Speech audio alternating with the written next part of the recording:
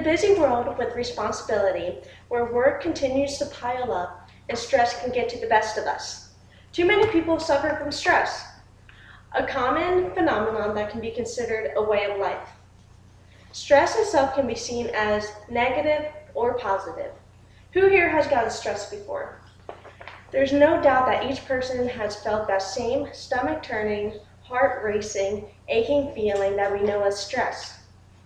Defined by the Substance Abuse and Mental Health Services Administration, stress is an emotional and physical strain caused by the response of a pressure from an outside world. By explaining the causes and effects of stress, it will help us understand what it is doing to our body. Even though stress can be seen as positive in some cases, people need to know of the serious health problems that can occur after an acute amount of stress has been built up within the body. We will discuss tips on how to relieve that stress also. Stress isn't always bad. In small amounts, stress can motivate you and help you perform under pressure. That same stress plays an important role in our lives, both biologically and emotionally. The biological effects of stress has helped out not only humans, but species around the world survive.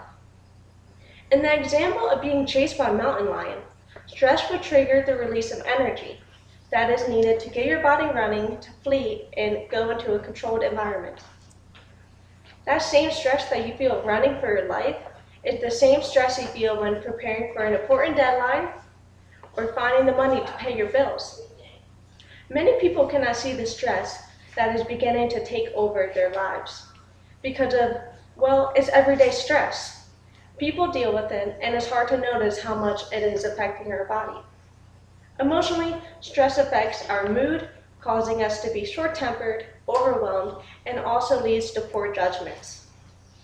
The difference between human stress and stress that other animals experience, unlike most animals who learn how to channel their stress and eventually learn to turn it off when it is not needed, human hormones do not have an off switch. Even though it is not a life or death situation, our psychological valves make the body experience that quickened heart rate, upset stomach, and tightened muscles like if it were a life-depending situation. At a certain point, stress stops being helpful and starts causing health problems. Chronic stress can disrupt just about every system in the body. The health problems that are associated with stress can be very harmful, and in some cases has led to such serious situations such as death. How does your body try to help though? Well, our bodies produce cortisol, stress hormones which help divert energy from where you need it and away from non-essential parts of your body. However, with an obsessive amount of stress, implications can rise in the body.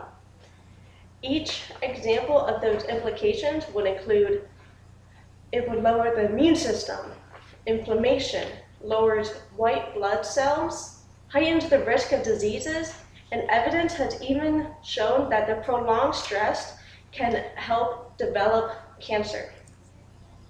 How does stress affect us mentally? When looking at mice exposed to stress, we see dramatically smaller brain cells and fewer branch extensions than normal mice. That is extremely visible in cognitive areas of the brain that are related to learning and memory, which some of us might remember those wonderful memories of late night study sessions. With the lack of sleep and amount of stress, it makes it increasingly difficult to remember the things we want. There are many things to handle these stressful events though. For many people, stressful situations are dealt in a number of ways.